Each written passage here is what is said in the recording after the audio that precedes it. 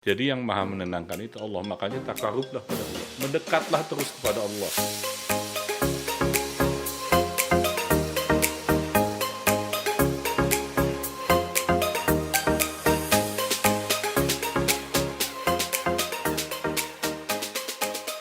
Assalamualaikum warahmatullahi wabarakatuh. Masih di channel Aska Media dan kita masih berbincang ngobrol di sini aja. Kali ini kita akan kita sudah kedatangan sebetulnya. Udah kedatangan seorang tamu yang sangat luar biasa, guru kita, sahabat kita, teman kita. Beliau adalah seorang herbalis. Nah, beliau juga udah kemana-mana tentunya, belajar tentang herbal, tentang kesehatan, khususnya tentang agama juga. Nah, beliau adalah Mas Heru. Assalamualaikum Mas Heru, apa kabar? Waalaikumsalam warahmatullahi wabarakatuh. Gimana kabarnya? Alhamdulillah sehat. Alhamdulillah. Nah, Mas Heru, kita masih diramaikan dengan pandemi COVID ini sendiri. Nah, kita harus tahu juga nih, menurut pandangan dari sisi agama, atau menurut Mas Heru dulu ya, seperti apa kira-kira nih? Ya, tetap COVID atau virus itu ciptaan Allah dan makhluk Allah. Ya. Nah, kalau yang namanya makhluk tentu saja dia diciptakan. Iya. Makanya yang terpenting bagi kita adalah mendekati yang menciptakannya. Sehingga kita tahu mesti bagaimana mengatasi itu semua. Gitu kan. Nah, yang paling terpenting itu lepas dari berbagai macam cara, Iya. berbagai macam terapi, atau mungkin dengan vaksin atau terapi segala macam. Ya, macam-macam yang sudah Macam-macam beredar, mungkin ya. beredar di medsos itu kan banyak betul. share tentang bagaimana mengatasi COVID itu banyak. Ya. Saya tidak menutup mata tentang itu semua, tapi yang paling penting sikap kita. Sikap kita terhadap penyakit itu. Jadi letakkan penyakit itu sebagai makhluk. Virus ini lembut, Sangat kecil. tapi ada yang maha lembut. Ya Latif, ada Allah yang maha lembut. Jadi jangan khawatir. Iya. Itu harus yakin. Kan kita takut karena virus ini nggak kelihatan, lembut, sehingga takut masuk, segala itu kan bikin khawatir. Kekhawatiran yang besar ini yang nanti akan membuat tubuh kita lemah. Allah itu maha lembut. Jadi jangan khawatir. Ada yang lebih lembut dari virus itu. Dan dia sangat berkuasa terhadap diri kita, bahkan terhadap virus tersebut. Yang sudah diciptakan. Yang sudah diciptakan olehnya. Nah, itu yang paling penting di situ sebetulnya. Intinya itu dulu. Berarti setelah menyikapi si virus ini seperti apa, nah tindakannya seperti apa sekarang? Kalau sudah menyikapinya, kita udah tahu bahwa virus ini ada yang menciptakan, dan yang menciptakan ini yang bisa menguasai. Berarti kita harus seperti apa nih, Mas? Tentu saja takarub, tapi ini bukan berarti kita menyepelekan ya. Menyepelekan. Tentunya ciptaan Allah itu nggak ada yang sepele. Betul. Ya, nggak ada yang sepele. Hanya Allah menciptakan sesuatu itu agar kita bisa lebih dekat dengan kepadanya. Betul. Virus ini ternyata selama ini menimbulkan kekhawatiran. Sangat luar biasa. Iya kan? Menimbulkan kekhawatiran. Kalau khawatir, kita kembali kepada yang membuat kita nyaman. Yang maha menenangkan itu cuma Allah. Bukan obat. Iya. Obat juga kalau nggak Allah izinkan nggak akan bisa menyembuhkan. Betul. Jadi yang maha menenangkan itu Allah. Makanya takarublah pada Allah. Mendekatlah terus kepada Allah. Lalu bersikaplah kita pantas untuk diberi kesembuhan, diberikan perlindungan oleh Allah. Karena segala sesuatu tergantung kepantasan sebetulnya. Pantas nggak sebenarnya kita dikasih kesembuhan? Pantas nggak sebenarnya kita dilindungi? Untuk memantaskan diri, tentu saja kita harus membuang segala dosa, membuang segala sesuatu yang membuat kita tidak pantas diberi kesembuhan. Iya. Itu yang harus dilakukan. Nah, setelah kita mencoba untuk memantaskan diri, untuk mendapatkan kesembuhan dari Allah, tentu kita harus ada ikhtiar nih, Mas. Betul.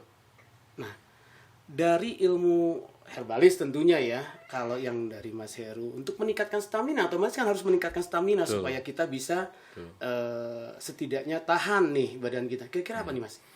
Ya, artinya begini, virus ini yang terbaik, obatnya itu ada di dalam tubuh manusia. Jadi, bagaimana caranya supaya kita mensupport tubuh supaya obat itu tercipta dengan baik. Asupan-asupan apa yang membuat tubuh itu tersupport sehingga bisa membuat obat mengatasi virus apapun yang masuk sebetulnya, termasuk virus corona ini. Berarti bukan asupannya yang melawan virus.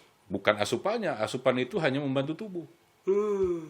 Berarti kan selama ini banyak beredar ya, ada herbal, ada jahe, ada rimpang, Ya. rimpang-rimpangan. Nah, ini mungkin bukan itunya yang menyembuhkan sebetulnya. Sebetulnya.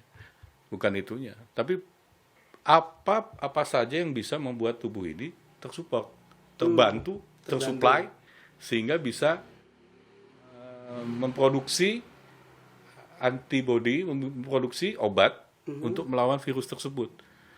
Tubuh kita ini secara sunatullah ini alami, ya kan? Luar biasa. Alami, ini tubuh-tubuh alami. Sehat itu, kita dalam kondisi sehat itu kondisi yang sangat alami.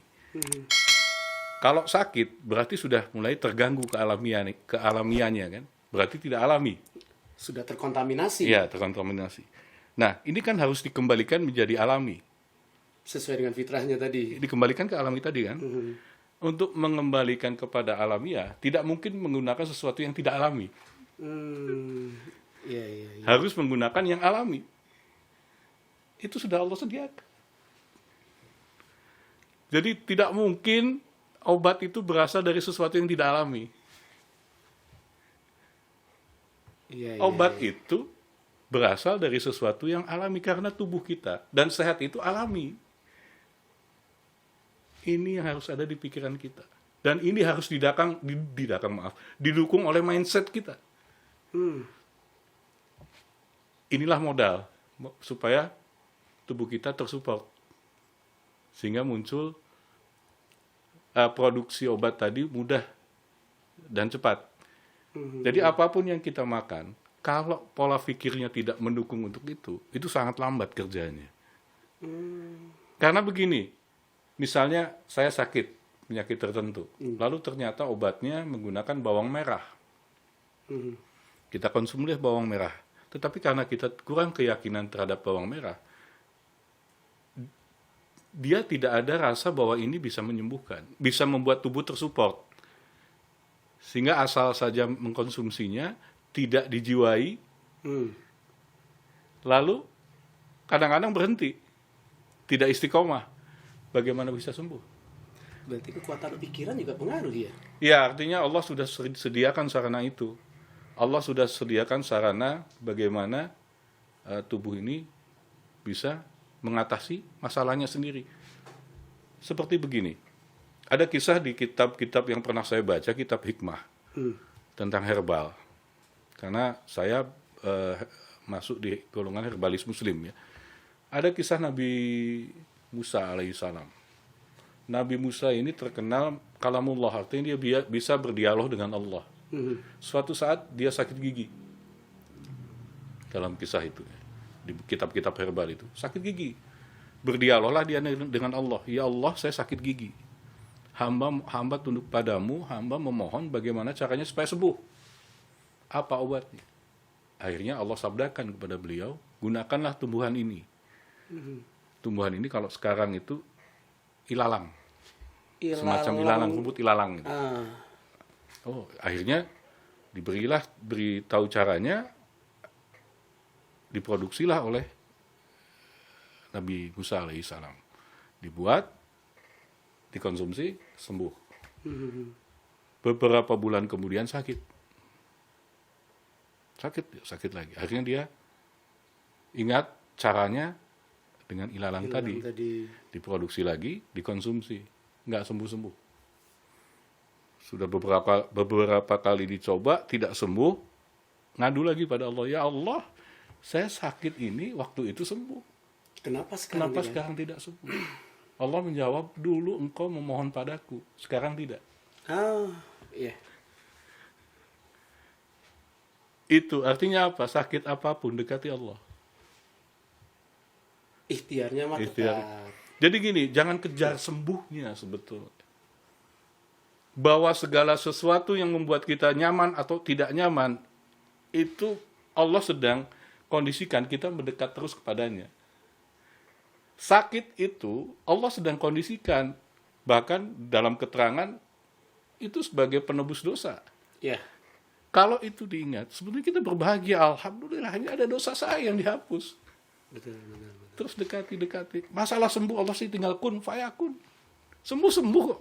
Ya. Ya kan? Tinggal itu saja. Makanya Allah tuh tinggal melihat, yang dilihat Allah tuh ikhtiarnya sebetulnya. Kamu kalau dikasih sakit ini, kamu mau apa? Apa yang kamu lakukan? Yang kamu lakukan itu yang aku benci atau yang aku sukai? Betul. Itu yang penting.